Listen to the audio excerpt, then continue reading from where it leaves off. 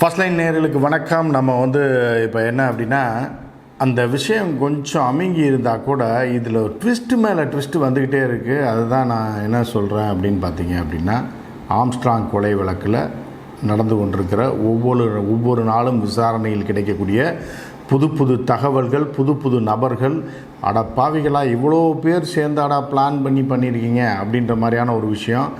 அதே மாதிரி நம்ம சில பேர் என்ன பண்ணாங்கன்னா, ஒரு இயக்குனர் போன்றவர்கள்லாம் என்ன பண்ணாங்கன்னா, இது ஏதோ அந்த ஜாதிக்கு எதிரான ஒரு சதி, இவருடைய அரசியல் வளர்ச்சியை ஆம்ஸ்ட்ராங்கோட அரசியல் வளர்ச்சியை தடுப்பதற்காக சில கட்சிக்காரர்கள் செய்த சதின்ற மாதிரிலாம் கிளப்பி விட்டு இதை வேறு மாதிரியை டைவெர்ட் பண்ணி இதில் சிபிஐ என்கொயரி வேணும் அப்படி இப்படின்னு கேட்டாங்க. ஆனால் கமிஷனர் அருண் வந்ததுக்கப்புறம் விசாரணை பார்த்திங்கன்னா அதிபயங்கரமாக போயிட்டுருக்கு. இன்றைக்கி 2 பேர் புதிதாக வந்திருக்கிறார். அதிர்ச்சி தரக்கூடிய விஷயமாக இருக்கிறது.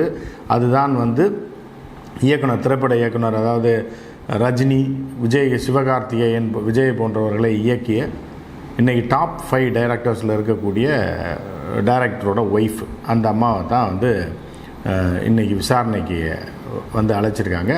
அந்த டைரக்டருக்கும் சம்மன் அனுப்பி விசாரிக்கணும்னு முடிவு பண்ணிருக்காங்க. இது என்னடா புது கூத்தாக இருக்குது, இந்த நபருக்கும் இந்த பெண்மணிக்கும் இந்த கொலைக்கு என்ன சம்மந்தம் இருக்குது அப்படின்ற மாதிரியான ஒரு அதிர்ச்சி தகவல் காலையிலேருந்து வந்துருக்கு. அதை பற்றி தான் நம்ம டீட்டெயிலாக பார்க்க போகிறோம்.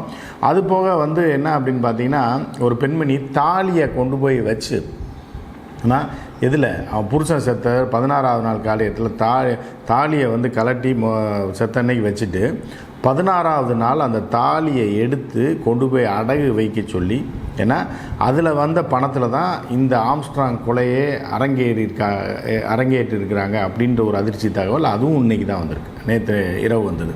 ஸோ இந்த 2 விஷயத்தை தான் நம்ம ஃபுல்லாக பார்க்க போகிறோம். நீங்கள் ஃபுல்லாக பார்த்தீங்கன்னா தெரியும், அப்டேட்டில் பயங்கரமான ட்விஸ்ட்டு மேலே ட்விஸ்ட்டாக வந்துகிட்டு இருக்குது. இது 25ஆவது கைதாக பார்க்கப்படுது. அந்த கொலை வழக்கில் 7 பேர்னாங்க, 12 15, 18, 20, 22, 23, இப்போ 25. ஸோ இப்போ என்ன தான் நடக்குது, இதில் யார் யாரெல்லாம் சம்மந்தப்பட்டிருக்காங்க, இந்த இயக்குனர் நெல்சன் மனைவிக்கும் இதுக்கு என்ன தொடர்பு, அதே மாதிரி இந்த தாலியை வைத்து அந்த பெண்மணி செய்த விஷயங்கள் என்ன அப்படின்றத பற்றி நம்ம பார்க்கலாம்.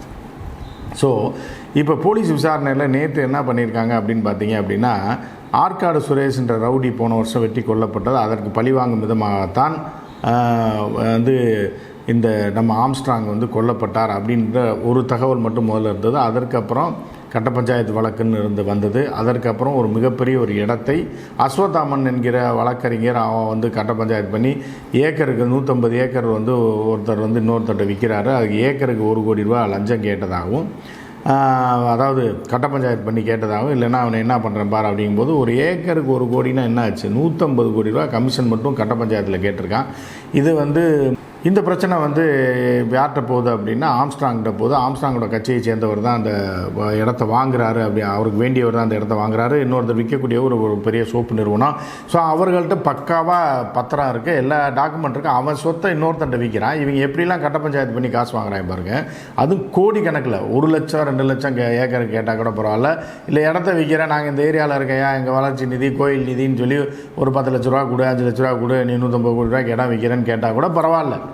ஆனால் என்ன பண்ணுறாங்கன்னா, ஒரு ஏக்கருக்கு 1 கோடி ரூபா கேட்குறான் அந்த அஸ்வத்தாமன் அப்படின்னு.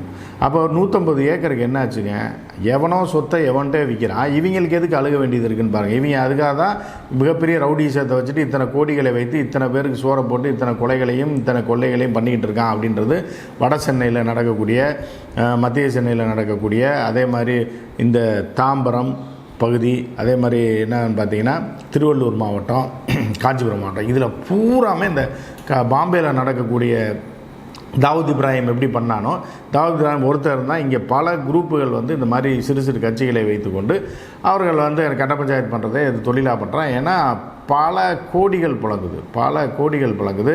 ஸோ இதில் அந்த பக்கம் அப்படி போச்சா. இதுக்கு இடையில் என்ன ஆச்சு அப்படின்னா, இதில் பல ரவுடிகள் ஒன்று சேர்ந்துருக்காங்க ஆம்ஸ்ட்ராங்கை கொல்றதுக்கு அப்படின்னு பார்க்க வேண்டியது. அதாவது கட்ட பஞ்சாயத்து பண்ணுறவன், மிரட்டி மாமூல் வாங்குறவன், இடம் வைக்கிறவனை மிரட்டி காசு வாங்குறவன், அதே மாதிரி ரவுடிகள், ஏன்னா அதே மாதிரி பழைய ரவுடிகள், இப்படின்னு பல பேர், வழக்கறிஞர்கள் அப்படின்ட்டு பல பேர் இந்த கட்ட பஞ்சாயத்து தொடர்பாக நிலம் வைக்கிறவன்ட்ட காசு பிடுங்குறவன், கத்தி காமிச்சு மிரட்டுறவன் பூராமே ஈடுபட்டிருக்காங்க. ஒரு பெரிய கும்பலை ஈடுபட்டிருக்கு. அப்படிங்கும்போது தான் என்ன ஆகுதுன்னா, 2 புதிய தகவல் நான் சொல்கிறேன்னு இல்லையா. அதில் ஒன்று என்ன அப்படின்னு பார்த்தீங்கன்னா,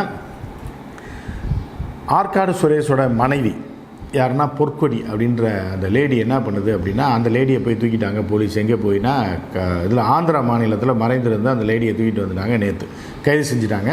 அந்த லேடியை விசாரிக்கும் போது பார்த்திங்கன்னா பல தகவல்கள் வருது. என்ன வருது அப்படின்னு பார்த்தீங்கன்னா, நான் வந்து அந்த லேடி என்ன பண்ணியிருக்கா அப்படின்னா, புருஷன் வந்து ஆற்காடு சுரேஷ் செத்த அன்னைக்கு தாலியை கழட்டுவாங்கள்ல, தாலியை கழட்டி ஒரு இடத்துல சாமிகிட்ட அவரோட படத்துக்கு முன்னாடி வச்சுருந்துருக்கா. 16ஆம் நாள் காரியத்தப்போ என்ன பண்ணியிருக்கா, அந்த தாலியோடு சேர்ந்த அந்த நகையை எடுத்து தன்னுடைய கொழுந்தனார்கிட்ட கொடுத்து என்ன பண்ணியிருக்கா, இதை வந்து விற்க சொல்லியிருக்கா. இது அடகு வைக்க சொல்லி அந்த பணத்தை கொடுத்து தான் இந்த திட்டத்தோடைய முதல் துவக்கம். இன்வெஸ்ட்மெண்ட்டே இதுதான். அதாவது யார் ஆம்ஸ்ட்ராங்கை கொள்வதற்கு, இவ்வளோ பேரை இணைப்பதற்கு அந்த பணம், அவளோட தாலி பணத்தை தான் செலவு பண்ணியிருக்கா. இது ஒரு பெரிய சபதம் எடுத்து அவள் செய்திருக்கிறார் அப்படின்னு சொல்லி தான் அந்த நபரை பொற்கொடியை கைது பண்ணியிருக்காங்க. ஸோ இந்த ஒரு பரபரப்பு அடங்குறதுக்குள்ளே என்ன ஆகுது அப்படின்னு பார்த்தீங்கன்னா, சம்பவம் செந்தில் அப்படின்னு பேசிக்கிட்டே இருக்கும் இல்லையா. இவர் இது வரைக்கும் யார் எப்படி இருப்பாருன்னு தெரியல, 20 வருஷத்துக்கு முன்னாடி எப்படி இருந்தாருன்னு சொல்லி ஒரு வழக்கறிஞராக இருக்கும்போதும் அவர் ஒரே ஒரு புகைப்படம் தான் வெப்பில் சுற்றிக்கிட்டு இருக்குது. ஸோ இந்த நபர் எப்படி இருப்பார்னு போலீஸுக்கே தெரியாது. இன்றைக்கி 20 வருஷம் கழித்து எப்படி இருப்பார், 15 வருஷம் கழித்து அவரோட உருவ தோற்றம் எப்படி இருக்கும், எதுவுமே தெரியாது. அந்த நபர் வெளிநாட்டு தப்பி போய் ஒளிஞ்சிருக்காரு அப்படின்னு சொல்லப்படக்கூடிய நேரத்தில் அந்த ஆளோட ரைட் ஹேண்ட்னு சொல்லக்கூடிய ரவுடியான மொட்டை கிருஷ்ணன் யாருன்னா ஒரு வழக்கறிஞரும் கூட. இந்த மொட்டை கிருஷ்ணன் எப்படி பார்த்தீங்க அப்படின்னா, அந்த மொட்டை கிருஷ்ணனுக்கும் இயக்குனர் நெல்சனோட ஒய்ஃபு மோனிஷாவுக்கும் ஒரு பேச்சுவார்த்தை இருந்திருக்கு. அவர் அடிக்கடி தொடர்பு கொண்டிருக்காங்கன்ற ஒரு அதிர்ச்சி தகவல் இன்றைக்கு வெளியாக இருக்கிறது. இன்றைக்கு போலீஸார் வந்து மோனிஷாவை பிடித்து விசாரித்திருக்கிறார்கள். மோனிஷா வந்து ஒரு வட்டம் போட்டு டார்கெட் போட்டு அவர் ஃபோனை ட்ரேஸ் அவுட் பண்ணி பல நாட்கள் பார்த்துருக்காங்க. இதில் வந்து பார்த்தீங்க அப்படின்னா, அந்த மொட்டை கிருஷ்ணன் என்கிற அந்த ரவுடி வழக்கறிஞர், இந்த கொலையில் சம்மந்தப்பட்ட நபர் வெளிநாடு தப்பி போய்விட்டார். அந்த நபர் வந்து அடிக்கடி இந்த மோனிஷாட்டை, யார் நம்ம நெல்சனோடைய மனைவி மோனிஷாட்டை பேசுகிறார். அவரோட இளம்பெண் தான், சரியா. நெல்சனுக்கே பார்த்தீங்கன்னா 40 வயசு, அந்த பொண்ணுக்கு 35 வயசு 32 வயசு இப்படி தான் இருக்கும். ஆனால் இவர்களோட ரவுடிகளோட என்ன தொடர்பு, அதுவும் பல கொடூரமான ரவுடிகள் கொலைகாரர்கள்கிட்ட என்ன தொடர்பு அப்படின்னு சொல்லி அப்படியே மறைமுகமாக போலீஸ் விசாரிச்சுட்டு இருந்தது. பல முறை, ஒரு டைம் கால் பண்ணியிருந்தால் பரவாயில்ல, இல்லை எப்போயாவது கால் பண்ணியிருந்தால் பரவாயில்ல, பல முறை மொட்டை கிருஷ்ணன் அந்த பொண்ணோட நெல்சன் மனைவிக்கு ஃபோன் பண்ணியிருக்க தெரிய வருது. உடனே நேராக வீட்டுக்கு போயிட்டாங்க. வீட்டுக்கு போயிட்டு மோனிஷாட்ட விசாரணை நடத்தினா என்ன ஆகுது அப்படின்னு பார்த்தீங்கன்னா, அவர் வந்து ஒரு வழக்கு தொடர்பாக அப்படின்னு சொல்கிறாங்க. இவ்வளோ வழக்கறிஞர்கள் இருக்கும்போது ஒரு கட்ட பஞ்சாயத்து ரவுடி, ஏன்னா ஒரு வழக்கறிஞராக இருக்கிற மாதிரி வழக்கை தாண்டி கட்ட பஞ்சாயத்து ரவுடியாக இருக்கக்கூடிய நபர் கூட என்ன தொடர்பு அப்படின்றது தான் விசாரணை ஆரம்பித்தோடனே, இப்போ இவங்க ஏதோ இடம் வாங்கியிருக்கலாம், ஏதோ வந்து இடத்துல இன்வெஸ்ட் பண்ணியிருக்கலாம், அந்த மாதிரி ஏதாவது நடந்திருக்கலாம், அதில் ஏதாவது கட்ட பஞ்சாயத்து பண்ணி இவங்க ஏதாவது பணம் கேட்டிருக்கலாம், அது தொடர்பாக அந்த லேடி பேசியிருந்திருக்கலாம், சொல்ல முடியாது, யார் நெல்சனோட ஒய்ஃப் பேசியிருந்திருக்கலாம். அந்த நபர் மொட்டை கிருஷ்ணன் வந்து இந்த கொலையில் தொடர்பு இருக்கிறதுனால இந்த கொலைக்கும் இந்த பொண்ணு மோனிஷாவுக்கு ஏதாவது தொடர்பு இருக்கா அப்படின்னு சொல்லி போலீஸார் தீவிரமாக விசாரணை பண்ணியிருக்காங்க. அதே போல் நெல்சன்டையும் விசாரிக்கிறதுக்கு சம்மன் அனுப்புறதுக்கு முடிவு செய்திருக்காங்க அப்படின்ற ஒரு தகவலும் வருது. இவர்கள் தலையிட்டார்களா, இவர்கள் அந்த கொலைக்கு தொடர்பு இருக்கிறதா என்னன்னு தெரியல. ஆனால் இவரை வந்து கொலை செய்தவர்கள், அதாவது பகுஜன் சமாஜ் கட்சி தலைவரை கொலை செய்ததில் ரொம்ப நெருக்கமாக இருந்த மொட்டை கிருஷ்ணனோடு இவர்களுக்கு தொடர்பு என்ன அப்படின்றத பற்றி தான் இந்த தீவிர விசாரணை ஆரம்பிச்சிருக்கு. அதே மாதிரி அந்த மொட்டை கிருஷ்ணன் வந்து அந்த கொலையில் சம்மந்தப்பட்ட ஒரு நபர், அந்த நபர் வந்து அந்த ஒளிந்திருப்பதற்கு ஒரு வேளை தெரிந்தோ தெரியாமலோ இந்த மோனிஷா உதவி செய்திருக்கலாம். ஒரு மோனிஷா பேரில் ஒரு ரூம் போட்டு தங்க வச்சுருந்துருக்கலாம், சரியா. ஏன்னா சந்தேகம் வராது. இல்லை மோனிஷாவுக்கு தொடர்பான, இல்லை நெல்சனுக்கு தொடர்பான வேறு ஏதாவது பங்களாக்களோ ஏதாவது வாடகைக்கு விட்டுருந்துருக்கலாம், அந்த இடத்துல ஒரு 2 நாள் தங்க வைத்திருக்கலாம்.